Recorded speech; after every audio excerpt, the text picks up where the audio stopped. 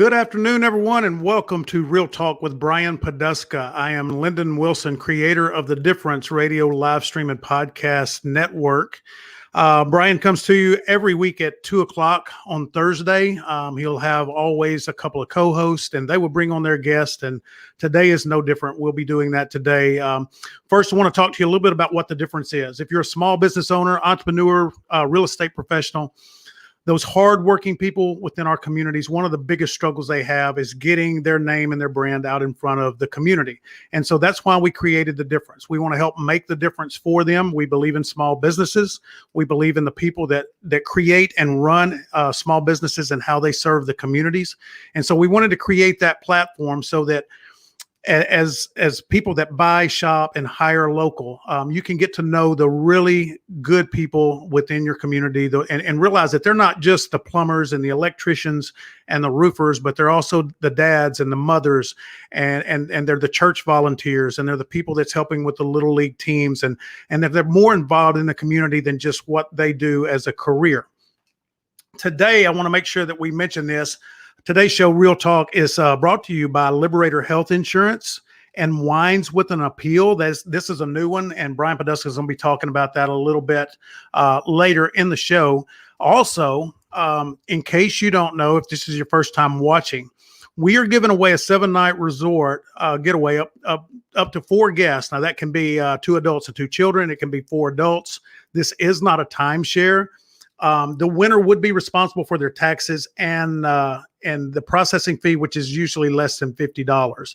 We're going to be giving this away at our happy hour that's coming up in August. It's a happy hour for the Real Talk show. And the way that you enter that is during our show today, you want to comment, whether it's YouTube or whether it's Facebook. You want to comment hashtag Real Talk. We're not doing the difference hashtag today. We're doing hashtag Real Talk. And so if you just put that in the comments, that's all you've got to do. And we will automatically generate a winner that will then be put into the grand prize drawing at our happy hour to be announced. It'll be sometimes in August. Having said all of that, I want to now bring on the man of the hour, my friend and host of Real Talk, Brian Poduska. What's up, Lyndon? How are you today? Man, I'm good. Everybody, we've already talked backstage. Everybody's super busy right now. One of us happens to be super busy, and he has to battle the heat every day. Fortunately, I don't have to do that. But man, things are good. We started a new show yesterday. I know we've been talking a lot about that, and from what we're seeing right now, it is one of the highest rated first shows that we've had. So I'm excited about that and the things that we're doing. And obviously Real Talk is always up. I mean, you're in the top 2 just about every week for viewers and reactions and things like that. And so congratulations to you and everybody that's a part of the team on Real Talk.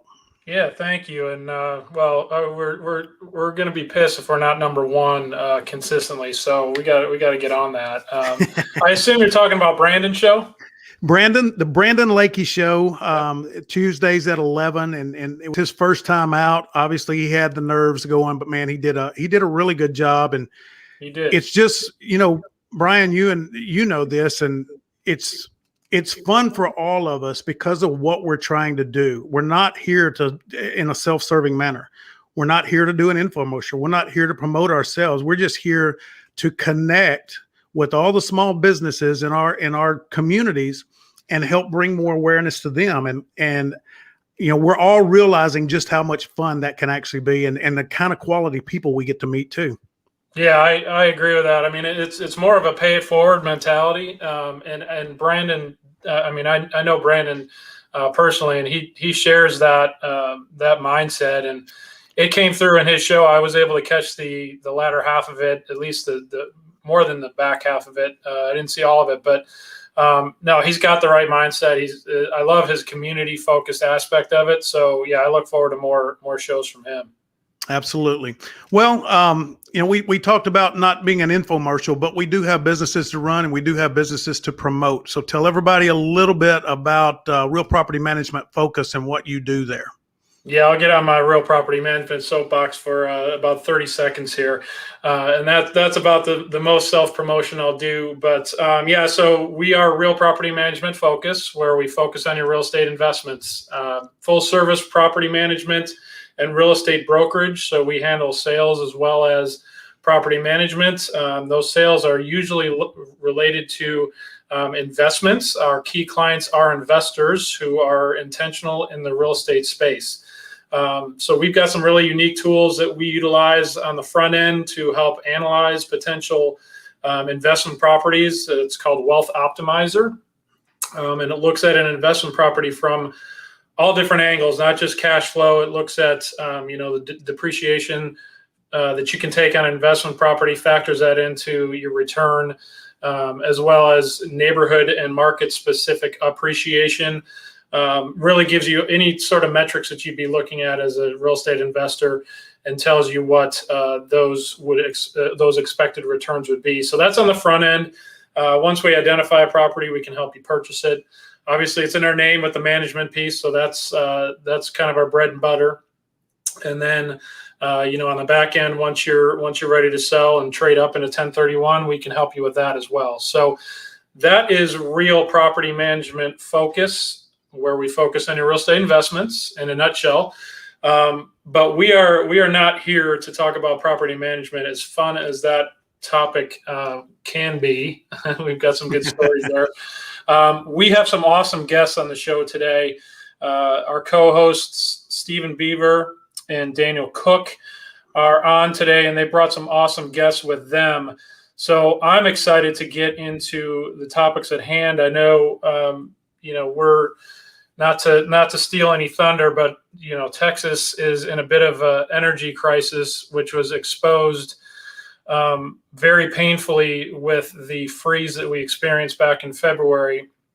And we're getting into the hot months of the summer here, and that exposure is it's not going away. So I'm curious to dive into that topic a little bit and understand what Daniel's guests will bring on the solar side. And then Mr. Beaver has a really well-renowned sales coach, and I'm probably not going to do it justice, but he's spent the majority of his career in sales and does sales coaching now. So anybody who owns a small business, if you're not selling, you're dying, right? So interested to hear what he has to bring to the show as well. So without further ado, let's bring on our co-hosts. There they are. What's up, gentlemen? Hey. Happy and How we all successful every day, just a little bit. That's my goal. That's hey, TMV baby, take more vacation. That's right. I thought that was your goal. Well, that's happy and successful. You can't take more vacations if you're not. So yeah. That's a fair point. Hey guys, glad to have you on today. What I want to do before we bring your guests on, we do have a new sponsor that I want to make sure we highlight before we get into our discussion with our guests. So Lennon, if you've got the splash screen for Wines with an Appeal, there we go. Awesome. So Tom Rowe, who's a friend of mine, great business owner, great person in general, owns a business called Wines with an Appeal. And this business is really unique in that it basically it combines two awesome things, right? It combines drinking wine with fundraising for the charity of your choice. So, how can you go wrong with that? And Tom does an awesome job. So I'll give you a little read on what their business is, and then I'll talk to it, just because I know Tom and I know how he runs his wine tastings. But Wines with an Appeal, it's a company dedicated to assisting people fundraise for their favorite nonprofit organization. They provide a fun and educational program to entertain your donors and increase their wine knowledge that could potentially cost the fundraiser nothing. So literally for free, all you got to do is buy enough wine. So if you want to get in touch with Tom about just understanding what his offering is and what they can do for the charity of your choice, send an email to tom@wineswithappeal.com. His information is scrolling at the bottom there, or call Tom directly at 214-621-5216 to get more information or to schedule your event. So that is the official read, but I can talk to the service because it's fun. Tom has a good time with it. He gives you a little bit of knowledge on the wines. He has, what I can say is he's got some really unique wines that you're not going to find in your grocery store, or in a lot of cases, some of the smaller liquor stores. So he's got unique offerings, great tasting wines at fairly affordable prices that, again, once you hit a certain threshold of basically covering Tom's costs, the additional money, if he does it online, goes to the charity of your choice. And then obviously the people that you have in attendance at that wine tasting can submit donations right there on the spot. So it's a great way, fun way to pull people together, especially as we're opening up again across the country, but especially in DFW, we're pretty much already there. Check out Wines with Appeal. Check out Tom Rowe. The business is awesome, and it's a great, fun way to raise funds for the charity of your choice. Hey, Brian. Yes, sir. Just another idea. I do this with Tom as well. So as thank you gifts to my clients, we send bottles of wine to them after their roof is completed. That's right. I remember you talking about that. So, yeah, that's another great partnership opportunity. As a business owner, whatever business you have, as you know, if you're a realtor like myself, thank you gifts to your clients. That's a fantastic way to reflect well upon yourself, and then obviously hook Tom up and potentially get some more fundraising going on there. So yeah, thanks for that ad, Daniel. That's a great partnership right there. All right. So with that being said, let's bring on your guests. Daniel, I'd like you to start off, introduce your guests, and then just spend a minute or two just talking about what their business model is and what they do, and then we'll circle back around and dive a little bit deeper, and then Steven will go over to your guest, do the same thing, and again we'll dive deeper on both. So go ahead, Daniel. Well, I have met Jory. It's been almost a year now. Met him in a restaurant, actually. We were having breakfast, and he was in there too, and he came over to the table and said, "Hey, I see you're in roofing." I said, "Yes, I am." He goes, "Well, do you ever partner with any solar companies or, any time?" I said, "Yeah, I have in the past, but I don't have anybody really I deal with officially or anything." And so he gave me his card, and I took it, and I like to meet everybody. That's what half of life is about, is meeting people and seeing how you can help each other. So about a week later, I give him an email and I said, "Hey, we met here in a restaurant. I don't know if you remember me," and he did right off the bat. And I said, "I'd like to meet up with you and see if we can." I have a lot of clients that occasionally ask me about solar, and I'm just not educated enough about it. And there's a lot of different facets in solar the average consumer doesn't know. Severe amount of differences in the product, how the system is set up, how the panels are arranged, the kilowatts cost, and Jory really does a good job with knowing how to get a system on a house at a good cost without ripping customers off, which unfortunately does happen with the solar, because it's a wild west in the solar right now. There's not much regulations, and it can go sideways in a hurry for a lot of homeowners. But Jory, and then with Gene is his partner, and I've worked several times with Jory in different things. And what makes Simple Solar unique is that they're not just like a solar company, like there's a lot of them out there. They're like a self-sustaining company. They have a multitude of different facets of products that help the families that truly want to be energy, dependent or non-dependent on what kind of items they can do to help their homes. And so that's another unique thing about Simple Solar that I found was really interesting. But I'm really happy to have them here. I know that we've had a lot of energy problems recently. Of course, in February now, it's not even hot, and now we're already breaking down the grid. So it's only going to get worse. And I really feel bad here in the next couple of years because last thing I heard, we have 16,000 people that move to DFW every day now. So if we keep adding 16,000 people to the grid here, what's going to happen? I mean, there's going to be a breaking point, and who knows when.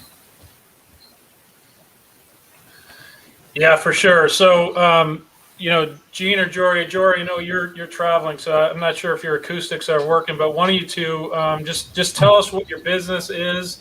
Tell us, just the basics, how long you've been in business, and then we'll come back and we'll dive a little bit deeper. Yeah, so this is Jory. I just want to say real quick, we've had the chance to work with Daniel Cook and Cook Roofing, and they're an amazing company. We love working with them as well, so thank you for that introduction. And I'll let Gene talk mostly about it. I just want to say hi to everybody, and that we're very thankful to be able the opportunity to help families. And like David said, we help families on a multitude of different products, not just solar, but any way we can help reduce the utility bill. We also can help with water treatment facilities. We can help with solar energy, solar water heaters, solar pool pumps. There's a lot of different products we can bring to the table. And like you said, with the Texas grid failing, and it's a 100-year-old system, you can't just modernize that and put iPhone technology on top of this old, symbiotic pipelines and transmission lines. They can't just upgrade it that quickly. And like you said, with 16,000 new air conditioners being added to the system regulation system, nothing but trouble coming down the pipe. And if you get a chance to actually own your power versus renting your power from the utility, you'll be in much better position for the future. I'm going to let Gene I think Gene might have dropped off, looks like. Yeah, we were having a little bit of audio problems with him. I think he dropped off. He probably try to get back on here in a second. All right, no worries. So that was kind of a quick introduction. What kind of questions do you guys have so far?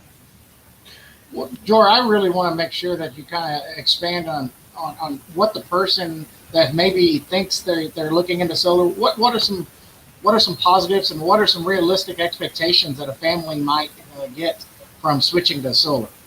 Yeah, that's a great question. And so there's a lot of misconceptions on what solar is and how it can help you. And a lot of times people, first of all, like you said, there's a lot of shady solar companies out there. So we're a transparent, honest, open solar company. We've got other businesses as well. We're a physical corporation. We're not one of these virtual corporations that just pops up to take advantage of the infrastructure fail and the news, right? But families really can look at multiple things. One is an increase in their property value. So like there's a documented about 4% increase in property value from when you add solar to your home. People are more likely to buy a home that has solar already on it.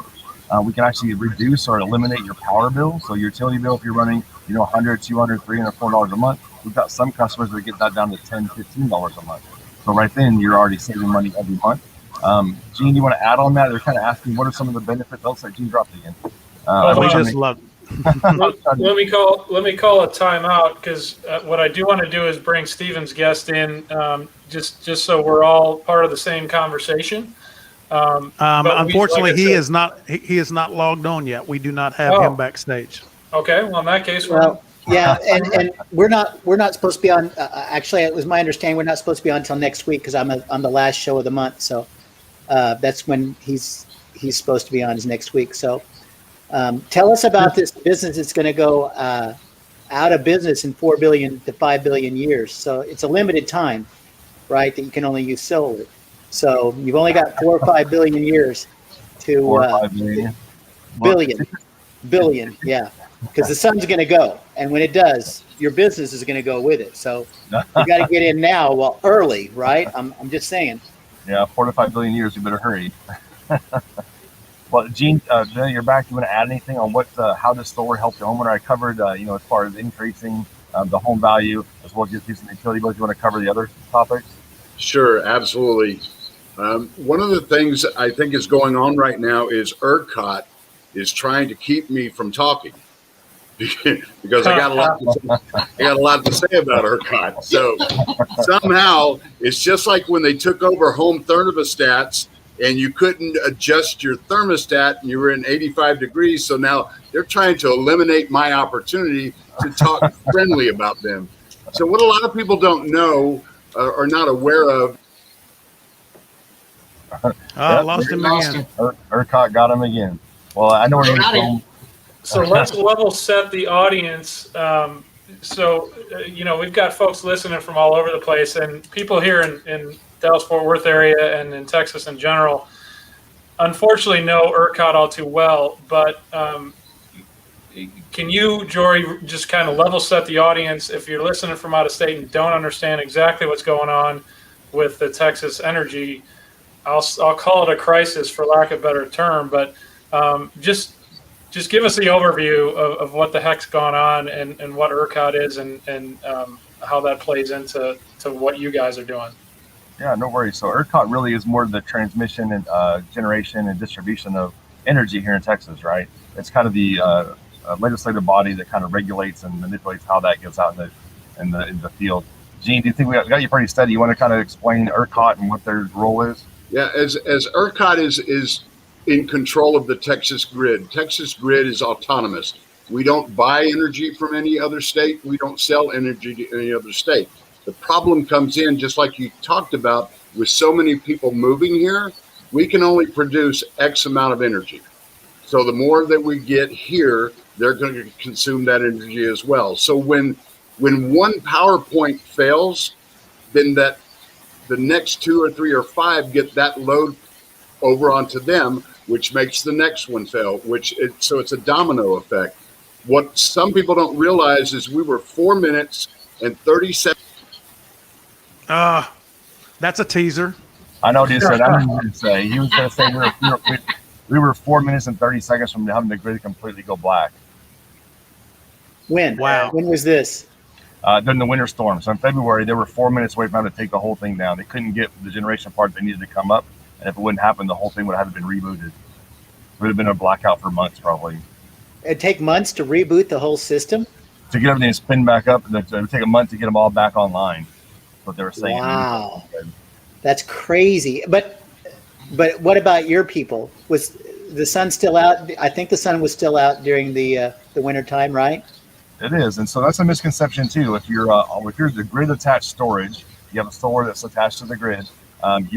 When the power goes out, your power is also going to go out. The reason for that is when you tie your solar to the grid, if you're producing energy and someone's working on the lines, then your solar power is going to shock those people down the line. So they actually turn your system off. So what we do, we provide battery backup systems. So you're capturing the sun, you're storing it in the batteries at your home, and then if you do have a power failure, the batteries are then what's powering your home when the power's out. Now, if you're off grid, you're not attached to the grid, and you have solar panels, and of course, your solar panels will keep your power on and the lights on during a blackout.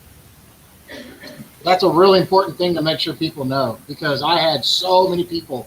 I was watching a lot of social people, complain about, I have solar and I still don't have power. And that's because whoever put their system in did not educate the consumer.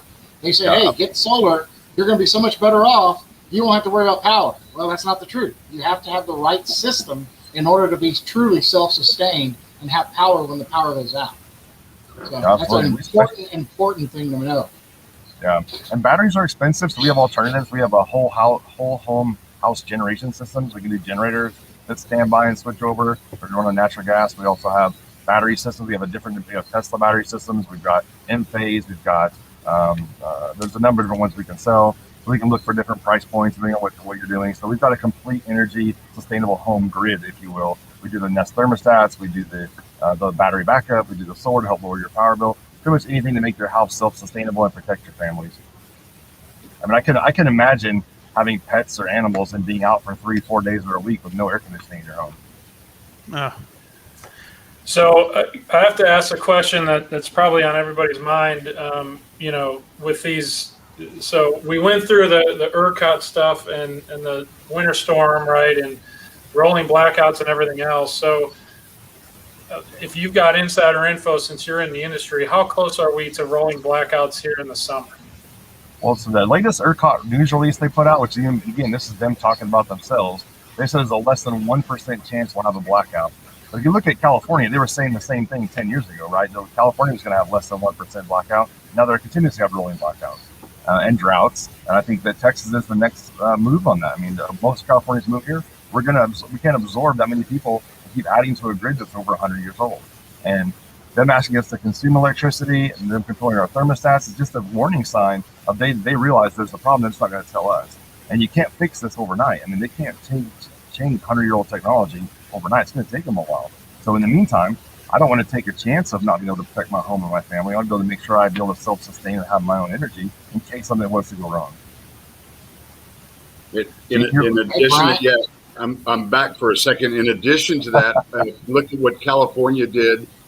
January 1st of 2020, they mandated that you would have to have at least 5 kilowatts of renewable energy, be it solar, water, or wind, on every new residential home.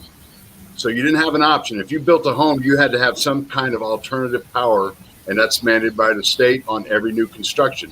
The reason they did that was the same thing we're experiencing here. They can't produce enough power.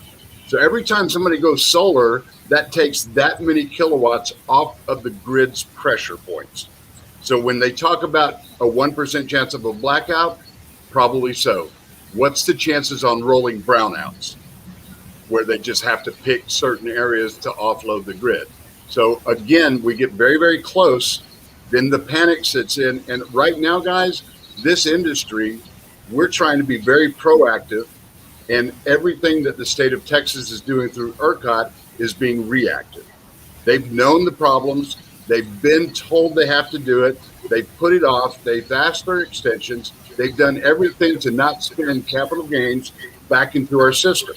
And I'm not hating on them, but that's just facts. That's how they've acted. Now, if you saw, they want $1 billion to start doing some of the work. The problem is, right now we're going into the summer. They can't take anything offline to do any winterization or anything else to the system. So it's a catch-22. We're not going to make any progress as far as winterizing or summarizing the system. So if you don't have some type of backup plan, then you're going to be sitting in the dark. You're going to be hot or you're going to be cold. The one thing about solar and a battery backup or a combination of generator, that allows you to be independent during that time frame. And you dictate terms instead of having terms dictated to you. So it's a little bit more of the control factor and not being told what you can do, what you need to do, and how you're going to do it, and then being punished by them turning your power off for a period of time where it's never convenient. But they have that power to do that. I don't like that fact. So that's why I encourage people to look at alternative energy sources. I've been in this industry, in renewable energy, for 20 years.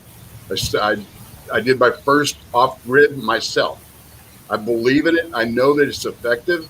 And across the board, it just takes all of the pressure off of what we cannot do. We can only produce a finite amount of energy based on our capacity here in this state. Once we exceed it, there's no option.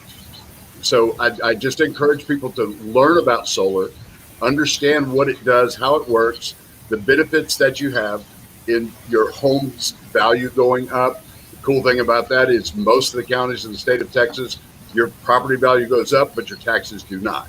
So I have a couple of questions you guys sparked out there. So your counterpart earlier was telling us that there are times when people are got the solar, but they're still connected to the grid, and if so, you get shut down.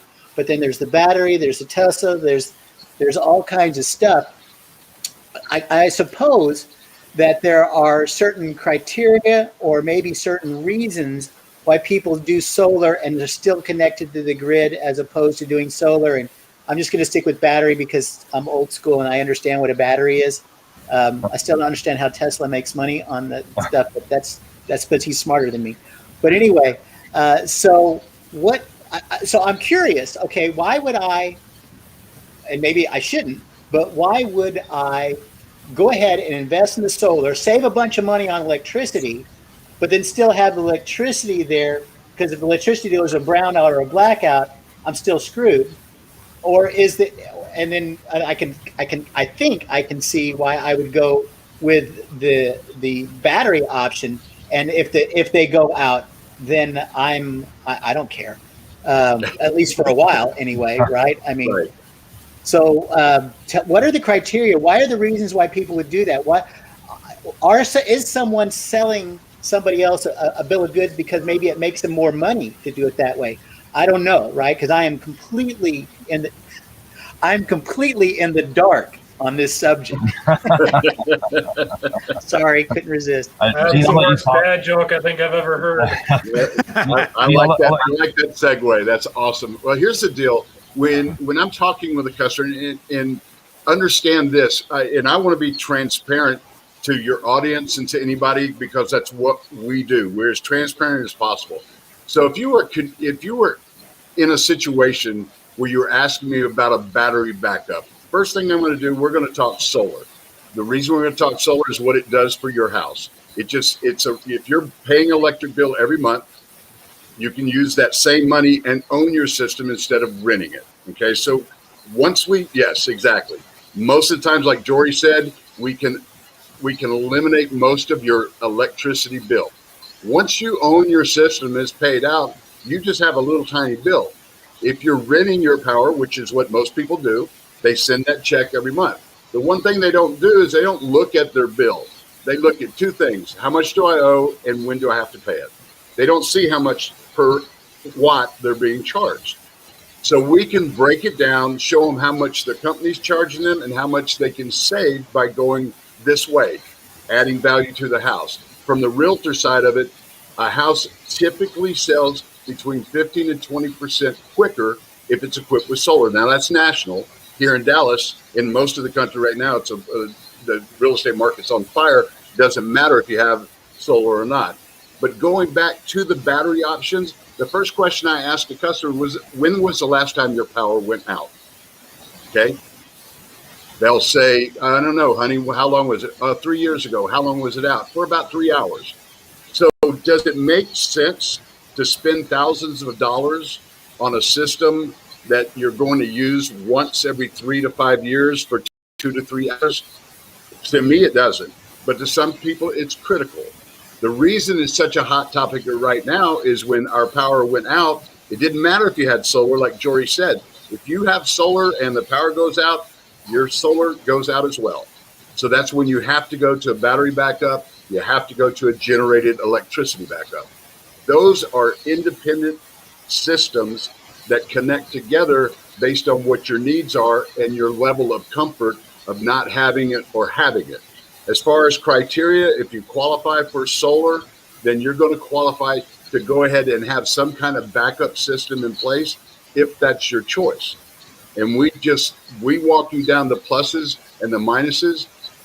If you would have had battery backup during this storm and you were out without power for 72 to 96 hours, somewhere in that time frame, batteries don't last that long unless you've got a massive battery backup. So that would not have been a good thing. They're going to deplete rather quickly if you try and run your air conditioner, your heater, your water heater, all the normal functions. So batteries don't make that big of an impact. Generators, on the other hand, they're great, except we can't get them. We are Generac dealers, and our time frame right now is February or March before we can actually have a generator delivered. So yes, because of this. So now we've got a ton of people that want generators and they're not available.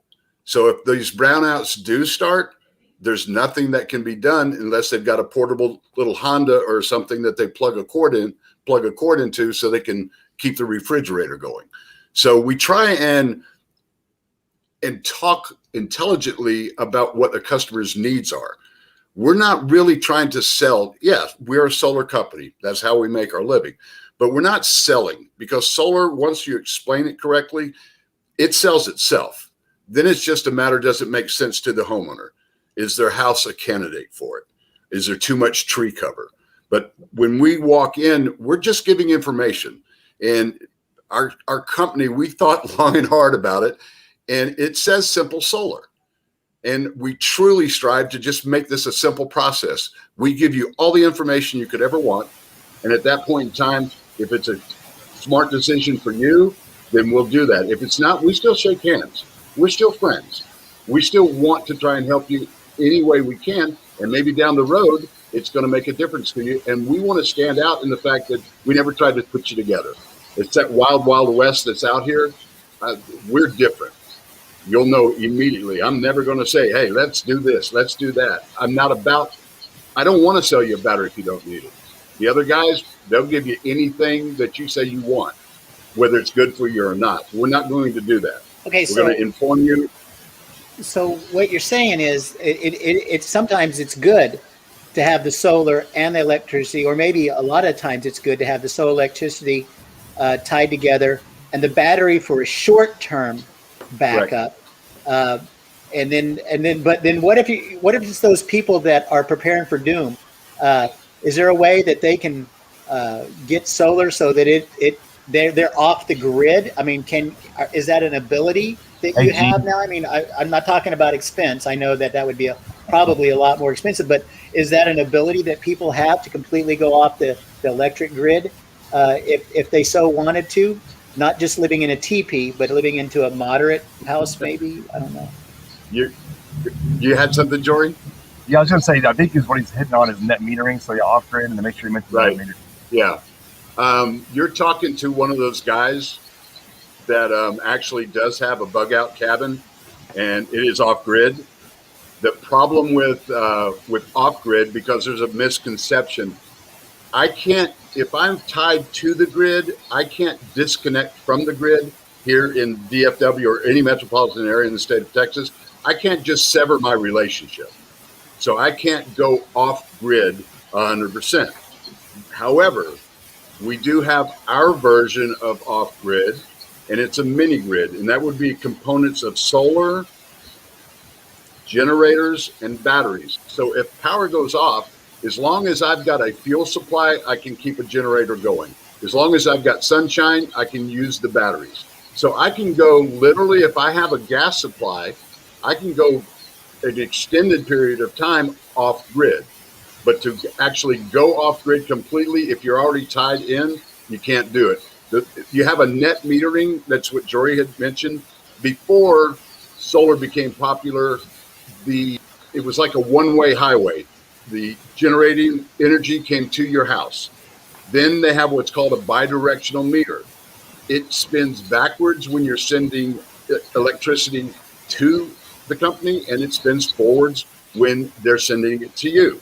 So that is tied together, so that there's no separation using metered electricity. You literally would have to go out, pull the meter out of the wall, out of the panel, cut wires and everything else. Now you have no power whatsoever, and then you could have your own little mini grid. Problem was that you're not going to ever do that in any metropolitan area. So off grid, you'd have to be off the grid, no power to your home, if that makes sense. So I want to go buy a ranch, let's say 50-acre ranch, and build. You are saying that I could, in theory, be completely off the grid. 100%. But if I buy a place that's already got electricity, then I can't go completely off. I can get as close as I can. Yes. But I'm still okay. All Yes. right.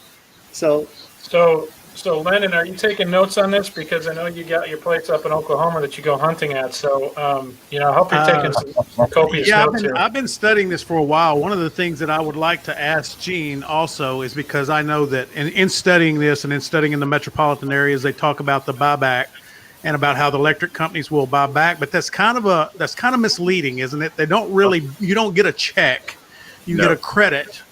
And if your solar is producing enough for you, you're really never going to get to experience that overage that you have sent back to the electric company. Am I right about that?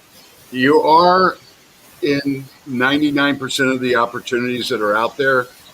When you have a net metering, you send over power and you get power back. So that net term comes, let's say that you've used $120 worth of electricity, and you created $100. So the net difference is $20. That's where that term comes from. Okay. And we lost him. He's teasing again. Okay. So I know where he was going. At it again. On the net metering credit, really how it works is you get a discount. Your bill basically comes with a negative number. So if you generate more power than what you actually use in a month, you get a negative number. Then you use those for your colder months. So in the summertime, when you have lots of sun, you're probably generating negative bills. In the wintertime, you then use up the credits you have from those bills. is there a time limit, like on your Visa card, where if you don't use that extra money, you lose it? Or does that just continue on forever? I believe that continues on forever. Gene, I just kind of covered where they get a credit on their bill and they use it for slower months. Cool. Right. So you'll have that credit, it rolls over, and you can just continue to build it. The reason that you're not going to make money in this proposition is because if you generate more electricity and you get paid for that instead of a $1-to-1 exchange, then you just became a power company. And you are absolutely under the constraints of ERCOT. You are governed by the government as far as your production. So that's why you don't make money. The only way that you do realize is some of the smaller cooperatives, they have agreements because they're a co-op and maybe they're a nonprofit co-op. All of the money that a customer has overproduced, they typically will cut a check at the end of the year, but their exchange rate is not a dollar for dollar. So it takes a lot of overproduction and the customer might make a check for $50, but that's because they're staying within the guidelines of them not making money off their customers. So they give back that little bit of money. So net metering is great.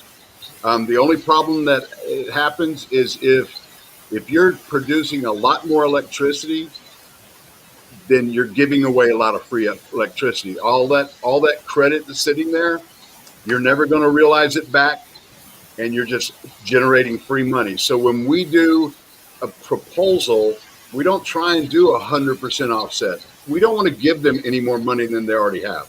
So we show you by using a couple of smart, common sense in our industry, things that will make a difference. Nest Hub, that's just a generic, I use that one.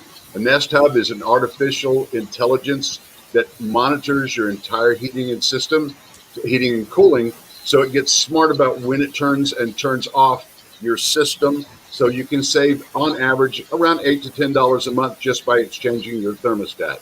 If you put LED light bulbs in, you can save money.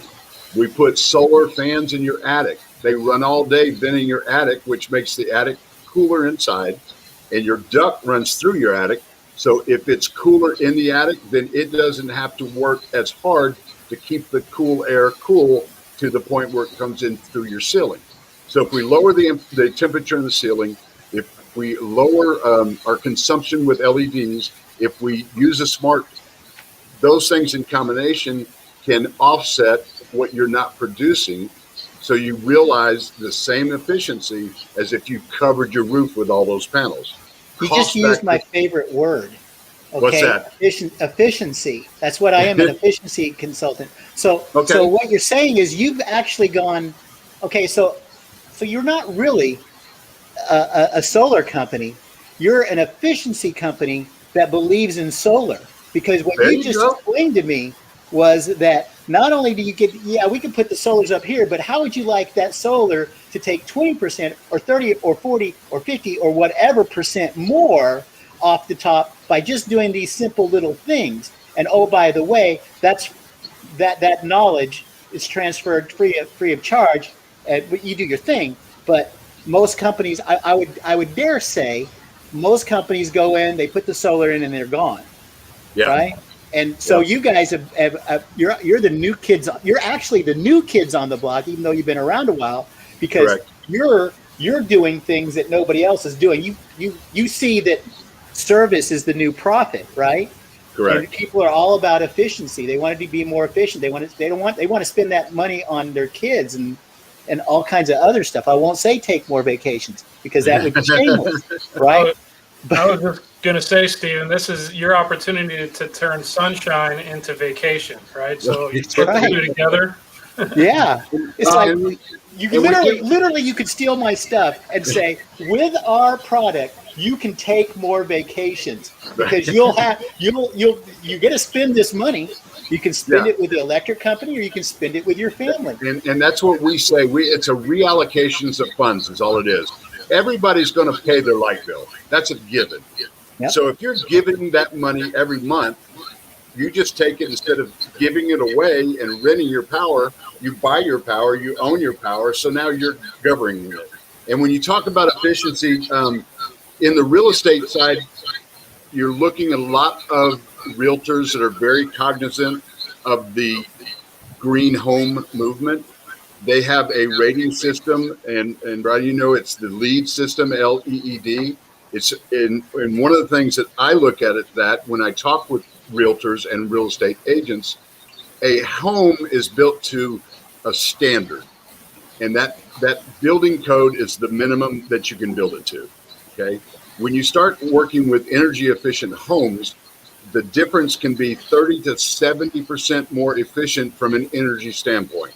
So if you've got a home that is that efficient, it takes a little bitty baby system up on your roof, just a minimum system, and that will offset the rest of the energy that's already been saved at that 30 to 70%.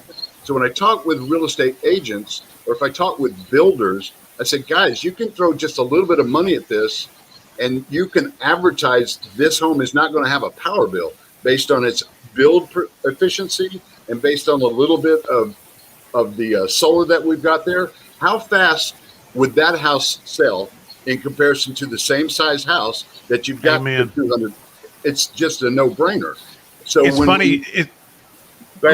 Gene, it's funny you said that, because I was teaching a class several years ago on how to buy a new home without having an electric bill. And at that point, a lot of realtors were like in shock. I mean, they looked at one of my friends, his saying is that they looked at me like a cow at a new gate. They couldn't believe that could actually happen. Now, the one challenge, and this is one question I had, and I want to get this in as quick as I can. Sure.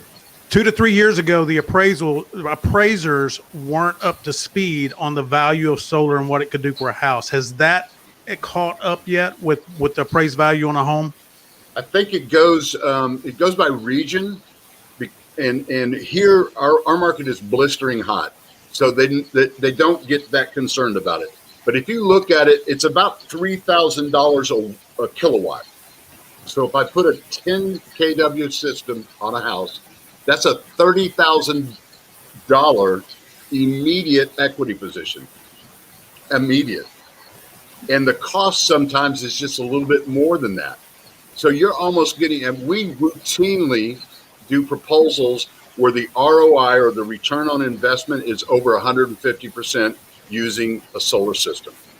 And if I could tell you I could get you 150% investment in the stock market or in gold or any other Bitcoin, you would sell everything to do it. I'm in. Okay? See the hands, exactly.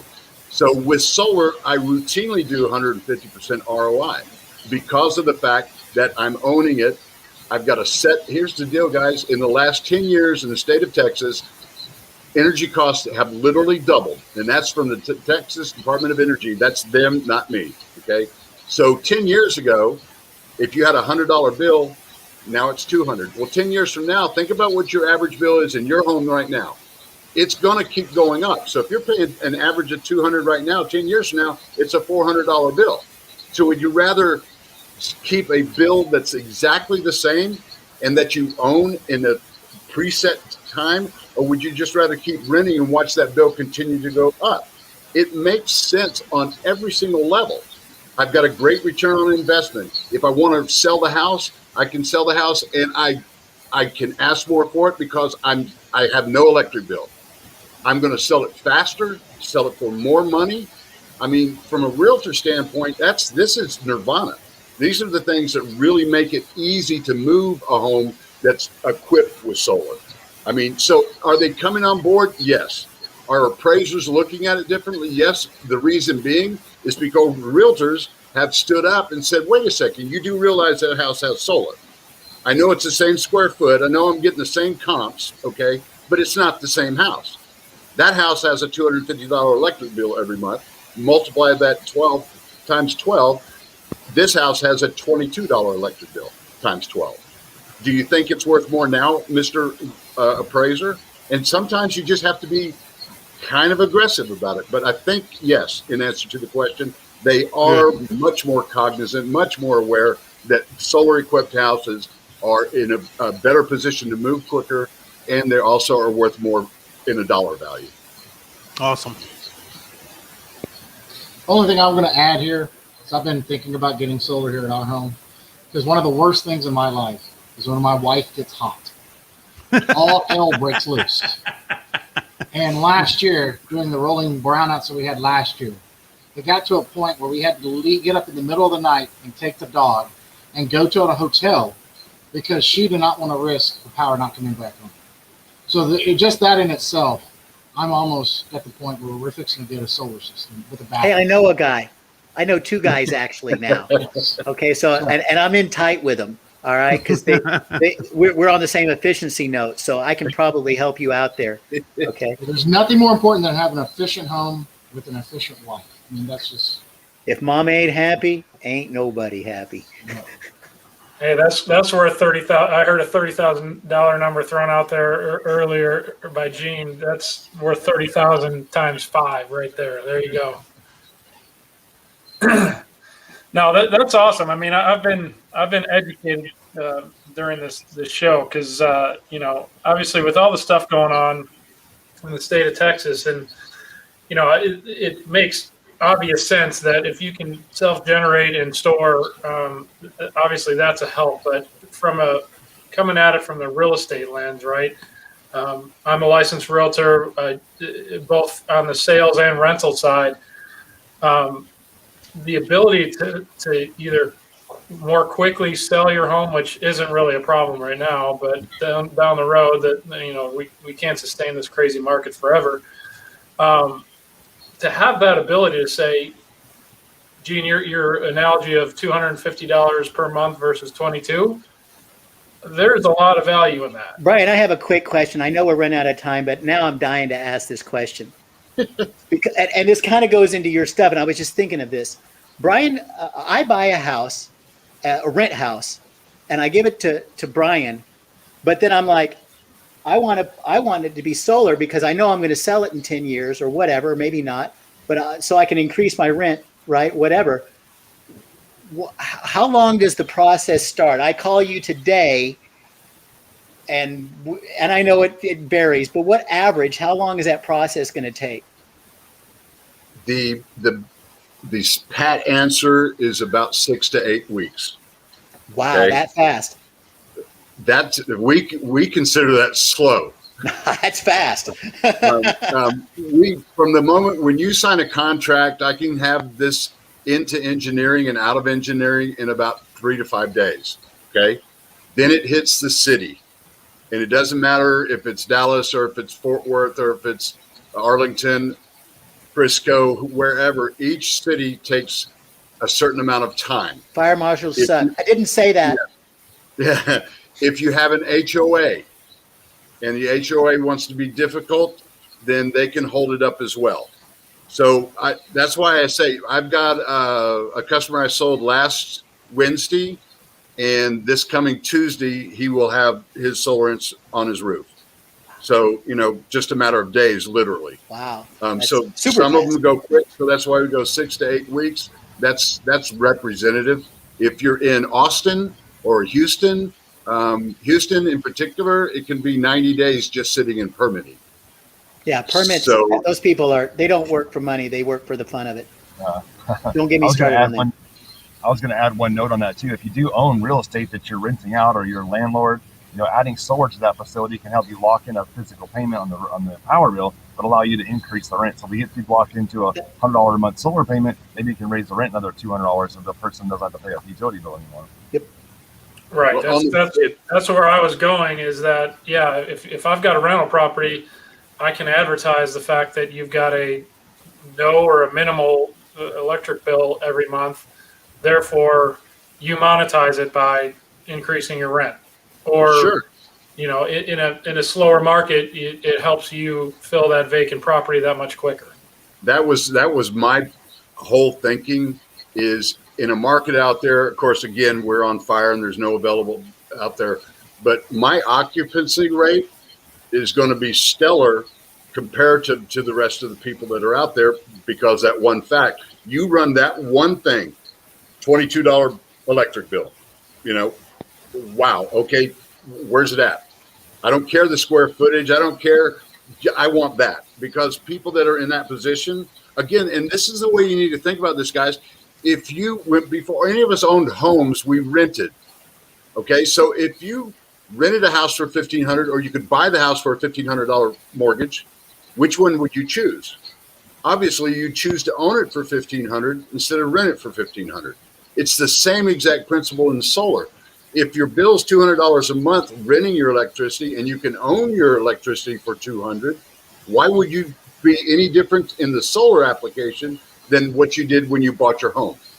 It's the same principle, okay? So that's why we try and talk with people. Don't worry, if you can afford to keep your lights on, you can afford a solar payment. It's the same or less. That's our whole goal from day one. We want to do two things: no money out of your pocket, and your bill will be less than what you're currently paying. And we're able to do that day in, day out without fail. So to get to that point, it's just a person who's got some interest, maybe that listen to this show, and they just reach out to us. We've got our phone numbers. You can get us at our website, Facebook. You just reach out, and I'll talk to you. Jory will talk to you. We've got multiple people that can just talk, not sell, but just talk to you about what this can do to change the way that you exist in this world. I have 8 kids, 8 boys. Okay. Wow. You tried, yeah. just never got one, did you?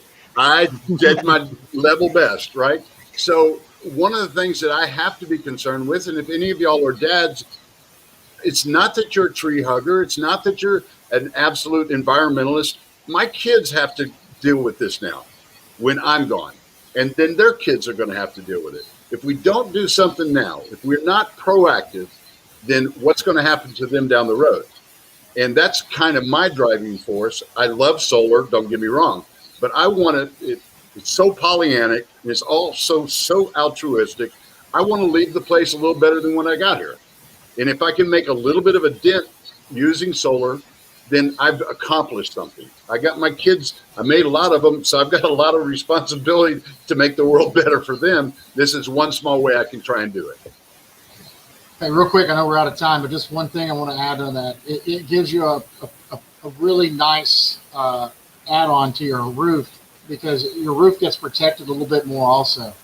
So the system setup, those panels are very, very durable. They take a lot of abuse, more than what roofing panels do. So, you get your roof inspected prior to installation, but then once those panels go up, that roof is pretty protected from a lot of abuse. Yep, and we talk about that. That's another part of the efficiency, Stephen. When you put the panels up on the roof, it's creating its own shade. So it's automatically shading the interior of that roof underneath.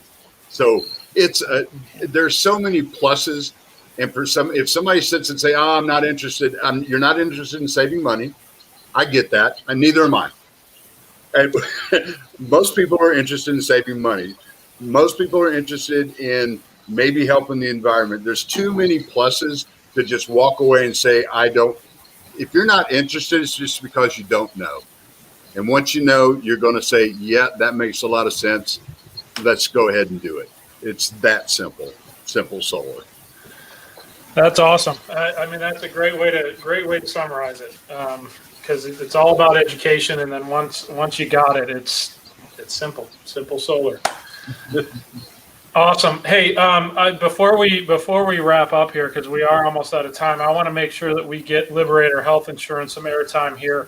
One of our couple sponsors. So, Lennon, if you have Liberator Health Insurance deal of the week that we can share, fairly accessible, we can jump into that. Awesome.